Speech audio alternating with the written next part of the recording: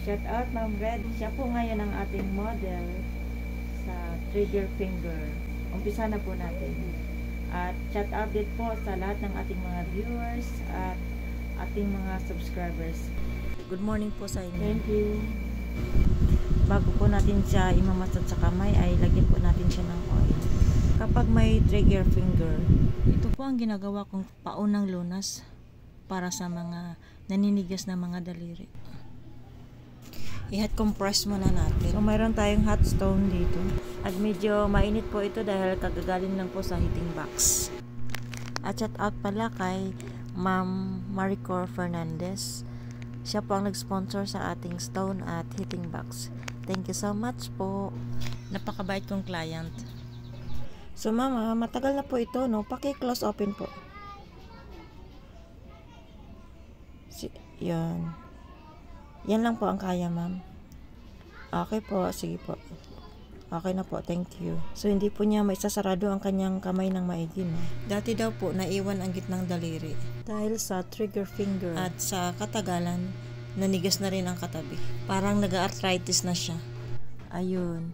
So ganito ang ginagawa ko kapag may client ako na ganito. So i-hot compress natin, massage at exercise. Kung kaya po nating hawakan ang bato, then kaya din po ng ating client yun. Isasabay lang po natin ito sa pagmamassage at ang hot stone. Pwede din hot compress natin ng mga 5 minutes bago tayo magmassage. Ilapit po natin ang ating heating box. May option naman po ito. Pwede po tayong gumamit ng hot pack para idampi natin sa kanyang kamay bago tayo magmassage. Kahit anong paraan ng hot compress. At lagyan din po natin dito sa kanyang arm anterior part. At maging dito sa hand posterior. Ibabad lang po natin ito dito ng ilang minuto. Ayan. At ang susunod naman po ay massage na po tayo. Gagamit tayo dito ng ating knuckles sa arm anterior. Yung sakto lang po ang pressure ng ating client ng mga 3 minutes. At pag kulang, dagdagan lang po natin ng ating massage oil para maganda ang ating paghagod. Yan, paulit-ulit lang po nating hagurin hanggang sa mag-active ang kanyang nerves dito sa flexor at extensor muscles at marami pang iba. Dito tayo nakafocus, no? O kahit lahat na po sa radius at saka sa ulna o buong arm, lahat na po imamassage natin. Medyo mainit pa ang ating bato. Sayang naman yung init kaya ilalagay natin dito sa kanyang palad. Itong part na to sa extensor, ito yung pinakatutukan natin. Balik-balikan natin hanggang sa mawala yung mga nodule O lamig sa katawan. Excuse me po, ikot lang po natin ang ating kamay. Actually, sa nerve po ang kanyang diferensya at tendon naman po sa kamay. Massage lang po natin siya ng circular flexion dito. Itong part na to ay medyo naninigas siya. Tutukan natin. Pwede na rin natin isali yung upper part. Kapag masakit po ang pakiramdam sa ating client, ay ibig sabihin dun po siya may diferensya. Kaya dun po natin imamassage. Masakit ng konti pero kaya lang naman niya ang pressure.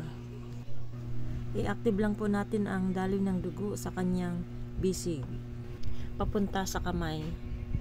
Ayan, makinis na or malambot ang ating pagpisil dito. Itulad kanina. Ituloy pa natin ang paghagod kahit hanggang 5 minutes. Sobrang dahan-dahan lang po ang hagod natin dito para hindi masakit at may pagdiin. Apply po tayo dito ng friction. Sa bisig pa lang po tayo ngayon. Pagkatapos natin dito, lipat naman tayo sa kamay. Medyo damihan lang po natin ang massage oil para maganda ang ating paghagod. Daliri or palad po ang ating ihahagod dito sa kanyang bisig para matunaw natin ang nodule o lamig. Ayan po, sa kamay na tayo. Reflex natin ang struktura ng kanyang kamay at andito ang grupo ng mga tendons papunta sa mabutong bahagi ng mga daliri. Pero dahan-dahan lang po. Parang tinutulak lang po natin siya pataas. Dito po sa matabang bahagi ng kanyang palad. Sunod naman po ay circle rotation. Ikutin lang po natin siya ng clockwise at counterclockwise naman po, hanggang sa ating matapos ang lahat ng mga daliri. At para mas effective ay babalikan pa po natin. Uulitin po natin ng isa pang ikot. Itong massage po natin ngayon, ma'am, ay therapeutic. Gusto ko gumaling talaga kahit matagal.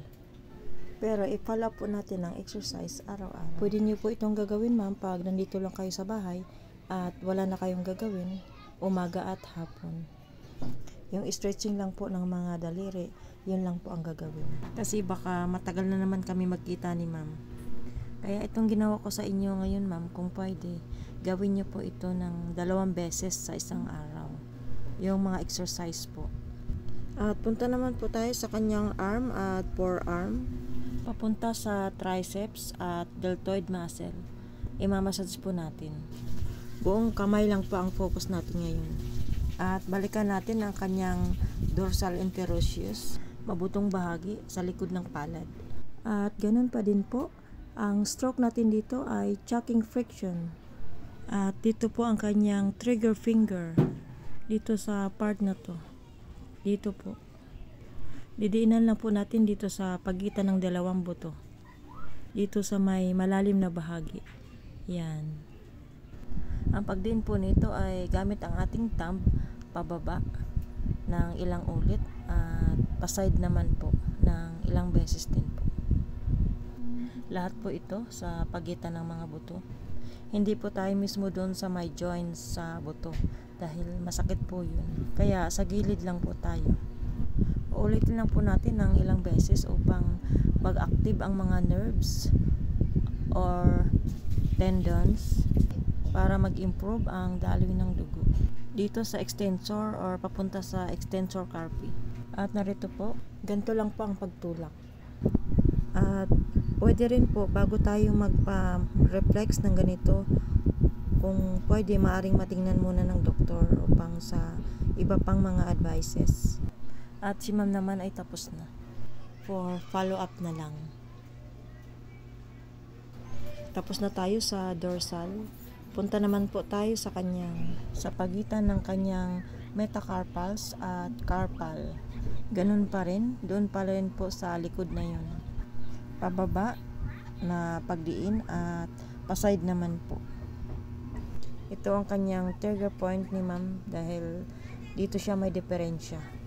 Sa kanyang kamay. Medyo masakit po ito, ma'am, no? Atin lang pong didiinan lahat. Katulad ng ginagawa natin sa likod nito. Pagkatapos, ihagod natin ang ating thumb pataas, papunta sa malamang bahagi ng kamay. Doon pa rin po sa pagitan ng mga buto. Lahat po. At ikutin lang natin ang bawat daliri ng 3 beses. At pabalik. Pagkatapos, saka natin hihilahin. Dahan-dahan lang po tayo sa paghila. Yung maluwag lang. Dapat hindi nasasaktan ng ating client sa paghila. Sa mga therapist lang po ang gantong style ng paghila. Pag hindi naman po, hawakan na lang po natin tapos hilahan natin ng dahan-dahan para hindi masakit sa ating minamasahe. Okay, tapos na natin lahat. Subukan natin si ma'am. Close open po, please. Wow, may improvement na. Ayan. Warm up lang po natin ng bonggang-bongga. Massage lang po natin ng konti ang kanyang mga daliri. Pisil-pisil. Okay, sige po ma'am. Close open po ulit, please. Thank you. Parang makakahawak na siya. Ang susunod po ay stretching sa mga daliri. 15 seconds, 3 times. Ganito lang po ang stretching na gagawin ni ma'am. 1, 2, 3, 4, 5, 6, 7, 8, 9, 10, 11, 12, 13, 14, 15. Isa pa. 1, 2, 3, 4, 5, 6, 7, 8, 9, 10, 11, 12, 13, 14, 15. Then release. Okay, last one. Lumalaban yung kamay ni ma'am.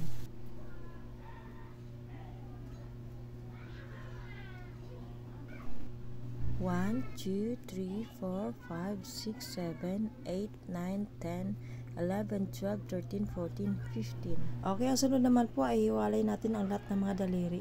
Ganito lang po ang gagawin. 1, 2, 3, 4, 5, relax. 1, 2, 3, 4, 5, relax. Okay, dahan-dahan lang po sa pag-release. 5 seconds na ihiwalay ang mga daliri at 10 times. 10 ulit po ito ng 5 seconds bawat hiwalay ng mga daliri. Okay? Masyado nang mahaba ang ating video at free si ma'am ngayon sa massage. At yan lang po ang aking ginagawa kung paano po i-massage ang aking client o aking exercise upang gumaling ang kanyang trigger finger. Tapos na po tayo. Thank you, ma'am. Thank you. Salamat po. Boss ko to, mama. Please subscribe. Thank you po. Salamat. Bye-bye. Bye-bye kasi.